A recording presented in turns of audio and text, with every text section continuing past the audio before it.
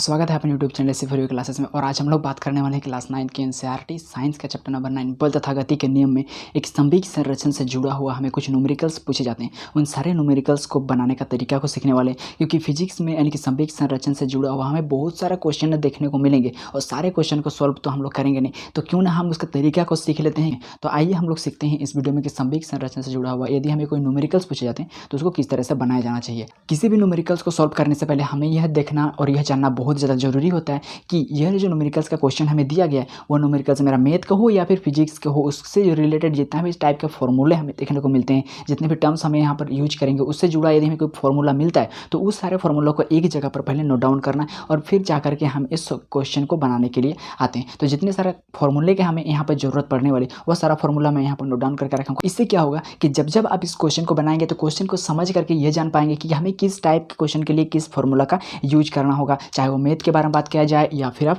Physics के बारे में बात किया जाए। तो फॉर्मूले को कभी भी रट्टा नहीं मारना चाहिए कि अकेले फॉर्मूला को ही रट्टा नहीं मारना चाहिए कि नहीं एक बार मैं फॉर्मूले को रट्टा मार लूँगा, मारने के बाद जाकर के मैं इस क्वेश्चन को बनाऊंगा। इससे क्या होगा कि ये जो फॉर्मूला आपने याद करेंगे, जो रट्टा मारेंगे वो आपका शॉर्ट टाइम के लिए आपके मेमोरी में लोडेड रहेगा। और इस तरह से यदि आप कि क्वेश्चन को बनाएंगे फिर देखेंगे, जितना बार क्वेश्चन बनाएंगे उतना बार उस चार्ट को देखेंगे, जितना बार क्वेश्चन बनाएंगे उतना बार उस चार्ट को देखेंगे, फॉर्मूले की लिस्ट को देखेंगे, तो आपका जो फॉर्मूला है किस टाइप से हमने यूज किया, क्यों यूज किया, किस तरीके से यूज किया, वो सारा चीज़ रहेगा। तो क्या हो जाएगा, ये फॉर्मूला आपके दिमाग में हमेशा के लिए बैठ जाएगा और आपको रटने की कोई ज़रूरत नहीं है। बाद में आप जब 3 महीना बाद 4 महीने के बाद भी बनाते हैं, थोड़ा सा देखने के बाद आपको ये चीज़ याद आ जाएगा कि नहीं। तो देखिए पहला हमारा फॉर्मूला है संवेग का है। संवेग बराबर क्या होता है, पी बराबर एम वी, और इसका एसआई मात्रक फिजिक्स में बहुत ज़्यादा इंपॉर्टेंट रोल करता है एसआई मात्रक। तो सभी भौतिक राशियों के एसआई मात्रक जानना बहुत ज़्यादा जरूरी है, ठीक है। तो यहाँ पर संवेग बराबर होता है एम भी, मतलब पी बराबर एम भी किसी वस्तु के द्रव्यमान और वेग के गुणनफल को ही क्या कहते हैं, संवेग कहते हैं। उसका एसआई मात्रक होता है किलोग्राम मीटर प्रति सेकंड, ठीक है। संवेग संरचना का सिद्धांत आपको पता है। संवेग संरचना का सिद्धांत यही कहता है कि कोई भी वस्तु जो होता है, वस्तु का समूह, वो हमेशा यदि उस पर कोई बाहरी बल का हम लोग यूज नहीं करेंगे, बाहरी बल नहीं लगाएंगे, तो उसका निकाय के कुल संवेग हमेशा क्या होगा, वह नियत रहता है, वो हमेशा बराबर रहता है। ये हमारा संवेग संरचना का सिद्धांत है, जिसको हम लोगों ने पिछले वीडियो में जान लिया था। फिर हमारे गति का 3 समीकरण आता है। ये भी हमारा इस टाइप के सवाल को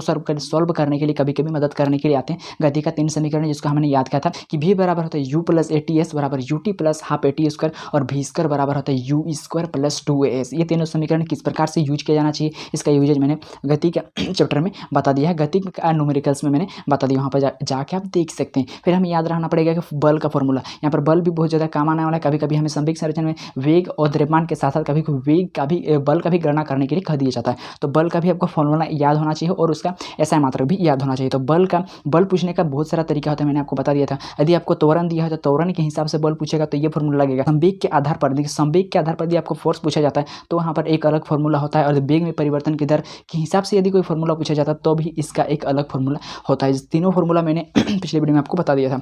त्वरण का एक फॉर्मूला आपको याद रखना पड़ेगा, v minus you by T क्या होता है, त्वरण के बराबर होता है, और इसके एसआई मात्रक मीटर प्रति सेकंड स्क्वायर होता है। ये सारा फॉर्मूला को जानने के बाद अब हम लोग आते हैं क्वेश्चन की ओर और क्वेश्चन को बनाते हैं। तो देखिए क्वेश्चन हमारा क्या कह रहा है, देखिए कि क्वेश्चन कह रहा है कि 50 ग्राम की एक गोली 4 किलोग्राम द्रव्यमान की एक राइफल से 35 मीटर प्रति सेकंड के प्रारंभिक वेग से छोड़ी जाती है, तो राइफल के प्रतिक्षेपित वेग की गणना करें। क्वेश्चन यही कह रहा है कि यदि कोई 4 केजी का एक राइफल, जो बड़ा होता है ना राइफल, तो 4 केजी का एक राइफल है जिसके अंदर में 50 ग्राम का एक गोली लोडेड है।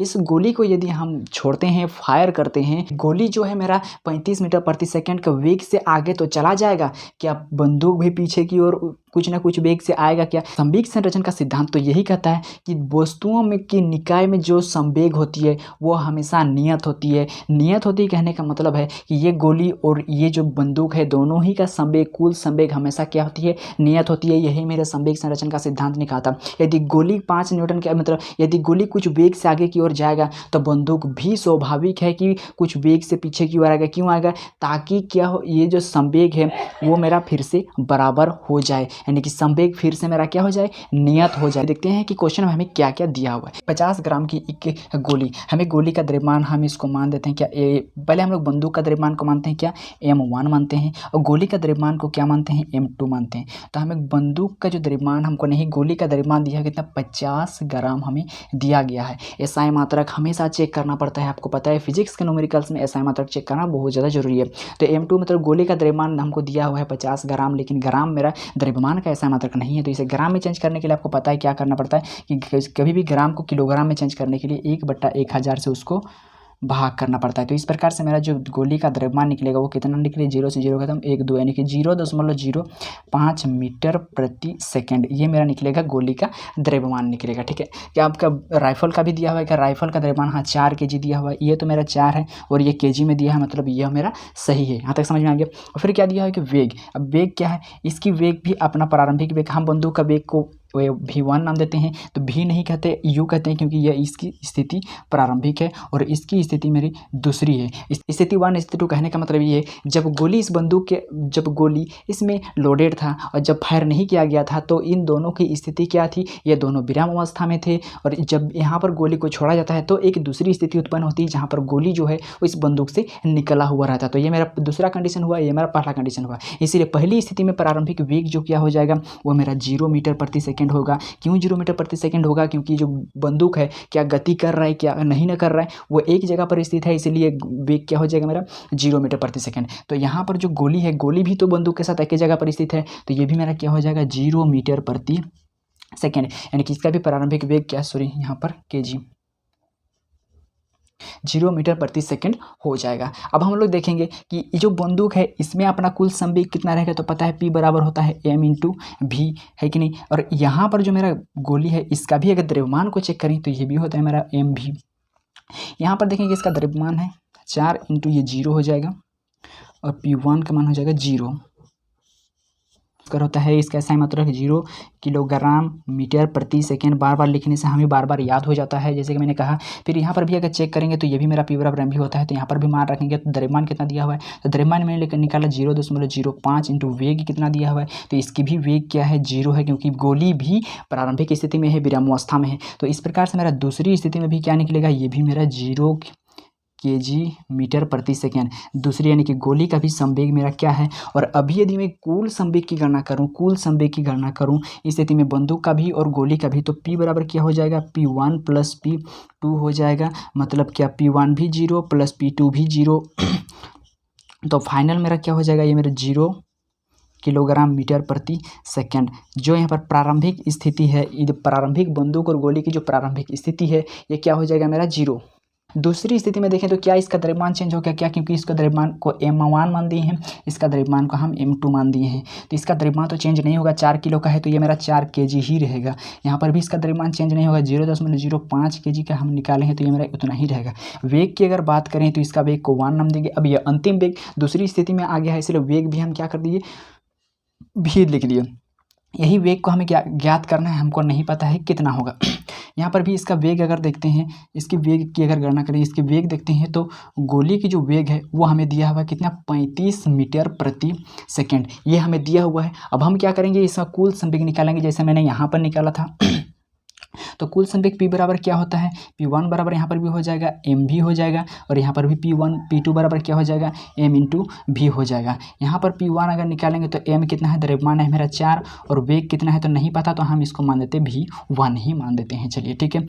और यहाँ पर भी अगर हम लोग कुल संवेग को निकालें तो क्या हो जाएगा, द्रव्यमान दिया हुआ है कितना, 0.05 दिया हुआ, और वेग कितना दिया हुआ है, अभी दिया हुआ है 35, ये हो गया। इस प्रकार से कुल संवेग की अगर हम लोग गणना करेंगे तो क्या हो जाएगा मेरा, P1 प्लस P2, ये हो जाएगा P1 प्लस P2। अब P बराबर क्या हो जाएगा, P1 मेरा ये निकल गया है, यानी कि 4 भी, चलो V1 को हम भी ही लिख देते हैं, प्लस P2 कितना निकला है, तो P2 निकला है 0.05 इंटू 35, ये निकल गया है मेरा। तो इस प्रकार से हम देखें कि यहाँ पर जब बंदूक में गोली लोडेड था तब उसका कुल संवेग क्या था, 0 किलोग्राम मीटर प्रति सेकंड निकला। और जब बंदूक से गोली को छोड़ा गया तब दोनों का संवेग को जब जोड़ा गया तो वहाँ पर आया 4v प्लस 0.05 गुना 3.5, इतना आया मेरा, कितना कुल संवेग आया। अब यहाँ पर हम संवेग संरक्षण का नियम लगाएंगे, क्योंकि संवेग संरक्षण का नियम को लगाएंगे, क्योंकि संवेग संरक्षण का नियम कहता है कि तुमने यहाँ पर कुछ जो है गड़बड़ी करने की कोशिश किया अपने निकाय पर, तो हम उसको सही करने का प्रयास करेंगे। मतलब तुम 35 मीटर प्रति सेकंड का वेग से आगे की ओर गया तो मैं कुछ न कुछ वेग से पीछे की ओर जाऊँगा, ताकि हमारे निकाय को ताकि हमारे जो निकाय बना हुआ है उसमें कुल संवेग क्या हो सके, नियत हो सके, फिर से नियत हो सके। तो इसके लिए क्या करेंगे, हम संवेग संरक्षण का नियम को यहाँ पर लगाएंगे।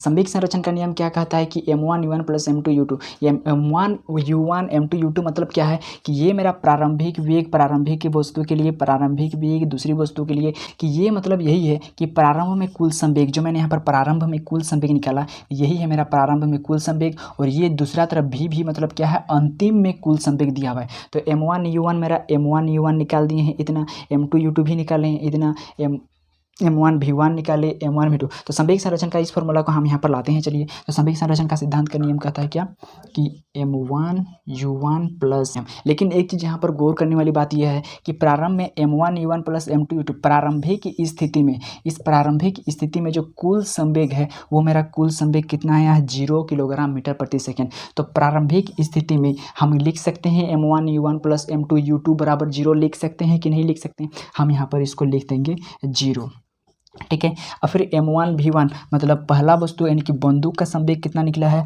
और ये है मेरा गोली का संवेग। दूसरी स्थिति में दोनों ही संवेग का योग मेरा कितना निकला है, तो दोनों ही संवेग का योग जो निकला है 4v प्लस 0.0 इतना निकला है। तो इसे हम क्या करेंगे, 4v प्लस 0.05 इंटू 35। यहाँ तक समझ में आ गया आपको? चलिए हम थोड़ा सा ऊपर में लिख देते हैं अभी।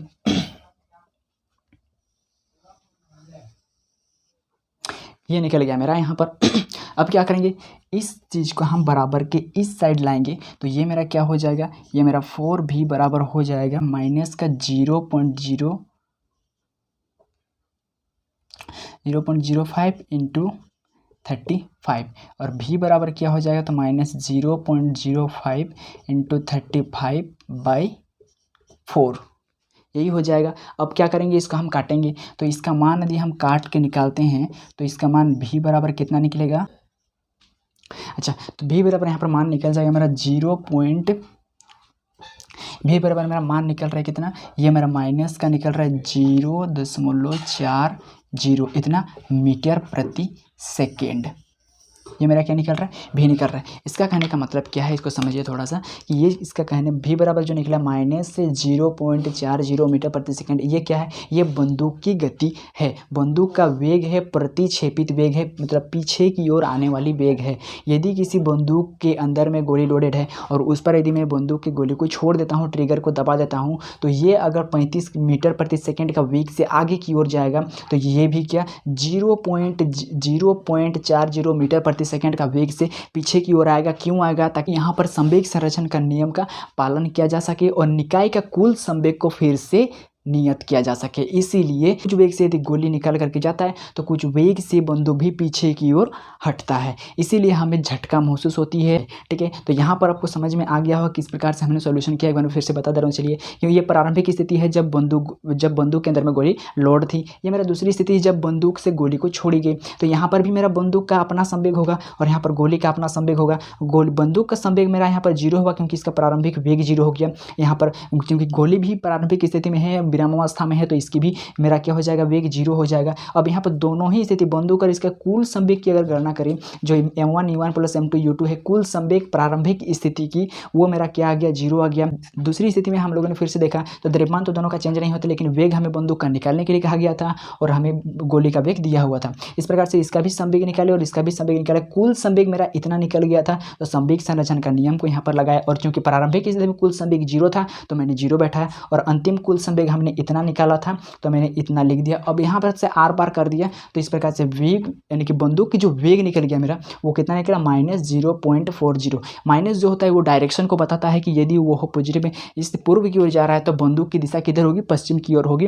अपोजिट डायरेक्शन को बताता है यह मेरा माइनस का चिन्ह। तो आपको ये क्वेश्चन समझ में आ गया होगा, ठीक है। इसी प्रकार से और भी बहुत सारे क्वेश्चन हो सकते हैं, ठीक है। तो बंदूक से जुड़ा हुआ एक दो सवाल को और ले लेते हैं, चलिए, ताकि हमारा यह कॉन्सेप्ट बंदूक से पूछे जाने वाले जो न्यूमेरिकल्स हमें दिए जाते हैं वो हमारा क्या हो जाए, क्लियर हो जाए, ठीक है। आपको एक क्वेश्चन समझ में आ गया। चलिए हम लोग चलते हैं नेक्स्ट क्वेश्चन की ओर। क्वेश्चन हमारा क्या कह रहा है, देखिए कि 2 kg द्रव्यमान का एक बंदूक से 20 ग्राम द्रव्यमान के एक गोले को 150 मीटर प्रति सेकेंड के वेग से छोड़ा जाता है, तो इस बंदूक के पीछे हटने का वेग को हमें ज्ञात करने के लिए कहा गया है। सेम टू सेम पिछले क्वेश्चन का जैसे ही यह क्वेश्चन है हमारा, ठीक है। कॉन्सेप्ट को क्लियर करने के लिए हम दूसरा क्वेश्चन को लेकर के आए हैं उसी टाइप का। तो यहाँ पर हमें क्या दिया हुआ देखिए, यानी कि हमारा ये बंदूक है, बंदूक की दो स्थिति प्राप्त होती है आपको पता है। एक स्थिति जब बंदूक और गोली एक साथ लोड रहते हैं, और एक स्थिति जब हम लोग बंदूक से गोली को छोड़ते हैं तब एक स्थिति, पहली स्थिति, और ये हुआ मेरा दूसरी स्थिति। और पहली स्थिति में हम लोगों ने बात किया था कि पहली स्थिति में जो होती है इसकी द्रव्यमान तो कुछ ना कुछ होगी, बंदूक के द्रव्यमान को m1 मानते हैं, गोली के द्रव्यमान को हम लोग m2 मानते हैं। चलिए ठीक है, m2 यहाँ पर जो हमें दिया गया है। लेकिन इसके अगर वेग की बात किया जाए, वेग की अगर बात किया जाए तो बंदूक का वेग और गोली का वेग, क्योंकि यह प्रारंभिक स्थिति में है, कोई भी वस्तु यदि अपनी प्रारंभिक स्थिति में है, विरामावस्था में है, तो वो हमेशा जीरो होती है, आपको पता है प्रारंभिक वेग जीरो होता है। इसका द्रव्यमान हमें क्या क्या दिया हुआ देखिए, बंदूक का द्रव्यमान 2 kg दिया हुआ है, ये तो चलिए बढ़िया है क्योंकि ये SI मात्रक में दिया हुआ है। अब हमें गोली का द्रव्यमान दिया हुआ है कितना, वो दिया है कितना 20 ग्राम हमें दिया गया है, क्योंकि यह ग्राम में है तो यह ग्राम में नहीं चलेगा क्योंकि इसका SI मात्रक ग्राम नहीं होता है। इसका हम लोग चेंज करेंगे किसमें, किलोग्राम में। तो इस किलोग्राम में चेंज करने के लिए क्या करना पड़ता है, इसको 1000 से भागा करना पड़ता है। इसको अगर भागा करेंगे तो हमारा m2 आ जाएगा कितना 0.02 kg आ जाएगा। ठीक है, इस प्रकार से यदि हम देखें तो इसका प्रारंभिक वेग, इस गोली का भी प्रारंभिक वेग जीरो होगा। तो यहाँ पर अगर संवेग चेक करें इसका, इस बंदूक का, तो ये भी मेरा जीरो होगा क्योंकि m इंटू भी होता है, आपको पता है कि p बराबर होता है m इंटू भी। इसका m तो ठीक है मेरा 2 kg है, लेकिन द्रव्यमान मेरा क्या है तो जीरो, ये दोनों को गुणा कर देंगे तो ये मेरा जीरो हो जाएगा। वैसे यहाँ पर भी इसकी जीरो है वेग, द्रव्यमान तो मेरा इतना है, लेकिन ये भी पूरा क्या हो जाएगा, जीरो हो जाएगा। तो इस प्रकार से दोनों का अगर कुल संवेग देखा जाएगा, p बराबर p1 और p2 देखा जाएगा, p1 प्लस p2, ये मेरा क्या आ जाएगा 0 किलोग्राम मीटर प्रति सेकंड के बराबर आएगा। तो इस हिसाब से हम लोग बोल सकते हैं कि जब बंदूक में गोली लोडेड रहता है उस स्थिति में इसकी जो कुल संवेग होती है वह 0 होती है, यानी कि ये मेरा कुल संवेग जो है प्रारंभिक स्थिति के लिए दिखाता है, और ये जो कुल संवेग है वो मेरा अंतिम स्थिति यानी कि बंदूक से गोली छोड़ने के बाद की स्थिति को दिखाता है। तो ये सारा चीज़ मेरा क्या हो जाता है, वो मेरा 0 हो जाता है, क्योंकि यह बंदूक और यह गोली जो है प्रारंभिक स्थिति में क्या है, विरामावस्था में है, इसलिए यह 0 हो जाता है। तो इसलिए हम लोग बोल सकते हैं क्या हम लोग इसको लिख सकते हैं m1u1 प्लस m2u2 बराबर m1v1 प्लस m2v2। इस चीज़ को पूरा हम 0 लिख सकते हैं क्या, बिल्कुल लिख सकते हैं। और बराबर में मेरा क्या हो जाएगा, ये हो जाएगा m1v1 प्लस m2v2 हो जाएगा। यहाँ से हम क्या करेंगे, इस m1v1 को बराबर की इस पर ला देंगे, यहाँ पर थोड़ा सा इसको सॉल्व करते हैं। तो ये क्या हो जाएगा मेरा, इसको अगर बराबर की इस पर लाएंगे तो ये माइनस में हो जाएगा, माइनस m1v1 बराबर हो जाएगा m2v2 का। ये हमें एक फार्मूला के रूप में मिल जाता है, ये हमें एक फार्मूला के रूप में प्रकार से हमें एक फार्मूला के रूप में मिल जाता है। ये क्या दर्शाता है कि जब कभी भी हमें बंदूक से जुड़ा हुआ कोई क्वेश्चन पूछा जाता है, बंदूक से जुड़ी यदि हमें कोई न्यूमेरिकल्स पूछे जाते हैं संवेग संरक्षण के सिद्धांत में, तो जब हम संवेग संरक्षण का नियम को लगाएंगे तो ये सारा फार्मूला को ना उतार करके हम सीधे इस छोटे से फार्मूला की मदद से निकाल सकते हैं बंदूक का वेग या फिर गोली के वेग को। ठीक है, तो चलिए इस क्वेश्चन को किस प्रकार से सॉल्व किया जाना चाहिए। चूँकि इसकी क्या दिया हुआ है, इसका द्रव्यमान दूसरी स्थिति में, प्रारंभिक स्थिति में तो ये है मेरा,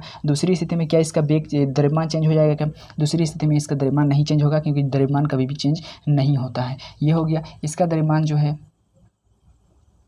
इस गोली का द्रव्यमान कितना है, तो वो मेरा 0.02 kg। वेग कितना है दूसरी स्थिति में, यानी कि बंदूक का वेग कुछ हो गया क्या, यही चीज़ तो हमें निकालना है। और यहाँ पर दिया हुआ है हमको किसका, इस गोली का वेग दिया हुआ है 150 मीटर प्रति सेकंड हमें दिया गया। इस स्थिति में अगर हम लोग संवेग को देखेंगे तो संवेग क्या हो जाएगा मेरा, संवेग बराबर होता है m इंटू भी, इसमें भी होता है संवेग बराबर m इंटू भी होता है। तो इस प्रकार से m है मेरा 2 और ये भी तो हमको निकालना है, यानी कि कुल संवेग हमको दिया हुआ है ये। ठीक है, p1 के लिए, p2 के लिए भी अगर हम लोग कुल संवेग को निकाल दें, p2 के लिए भी अगर हम लोग कुल संवेग को निकालें तो यहाँ पर भी क्या हो जाएगा, ये m है मेरा 0.02 और ये m भी है मेरा 150, ये मेरा हो जाएगा कुल संवेग। ठीक है, कुल संवेग। अब हमें इस बंदूक के वेग को निकालने के लिए किसकी ज़रूरत है, संवेग संरक्षण के सिद्धांत की, इस नियम की। तो संवेग संरक्षण का सिद्धांत का नियम में हमें इस पूरे इस फॉर्मूला को ना ला करके इस छोटे से फॉर्मूला से निकाल सकते हैं। क्यों, क्योंकि इसके प्रारंभिक स्थिति के बारे में हम तो बात ही नहीं करना। क्यों, क्योंकि ये तो पूरा संवेग मेरा क्या है, 0 हो जाता है, मतलब ये सारा पूरा 0 हो जाता है। तो हम सिर्फ इसी को ही लेकर के चलेंगे, बराबर के इधर 0 लगाएंगे। हम इसको थोड़ा सा पार कर दिए हैं तो माइनस m1v1 बराबर m2v2 हो गया है। ठीक है, ये समझ में आ गया। तो यहाँ पर हम लोग लिखेंगे क्या, संवेग संरक्षण के सिद्धांत से, के नियम से क्या है मेरा, ये है मेरा माइनस m1v1 बराबर m2 V2।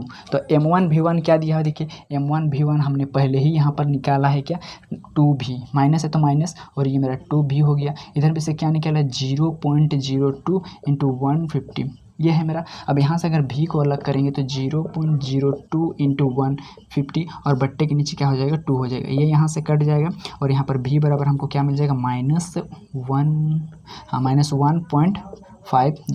ये मीटर प्रति सेकंड। देखिए इस प्रकार से हम लोग क्या गणना कर सकते हैं कि किसी बंदूक से जब गोली को छोड़ा जाता है तो गोली का वेग अगर इतना मीटर प्रति सेकंड से जा रहा है तो बंदूक कितने मीटर प्रति सेकंड के वेग से पीछे की ओर आएगा। तो यहाँ पर हम लोग निकाल सकते हैं कि बंदूक का वेग कितना हो जाएगा कि -1.50 मीटर प्रति सेकंड के वेग से ये बंदूक भी पीछे की ओर आएगा। तो क्यों आएगा, क्योंकि संवेग संरक्षण का सिद्धांत का पालन करने के लिए ये पीछे की ओर आएगा। संवेग संरक्षण का सिद्धांत यही कहता है कि निकाय का कुल संवेग हमेशा क्या होती है, बराबर होती है। संरक्षण का मतलब ही क्या होता है कि वह कभी भी परिवर्तित नहीं हो सकता है। गोली ने हमारी फोर्स अप्लाई करने के बाद क्या होता है, वो कुछ वेग पकड़ लेता है, तो इसी को ही फिर से संतुलन बनाए रखने के लिए यह बंदूक क्या करेगा, ये भी पीछे की ओर कूच आ जाएगा, ताकि संवेग क्या हो सके, फिर से बराबर हो सके। और भी सारे बंदूक से जुड़े जितने भी आपको न्यूमेरिकल्स पूछे जाते हैं, बस 1 2 3 4 इस स्टेप के द्वारा आप आराम से उसकी वेग की गणना कर सकते हैं। ठीक है, लाइट भी चली गई, मिलते हैं नेक्स्ट वीडियो में।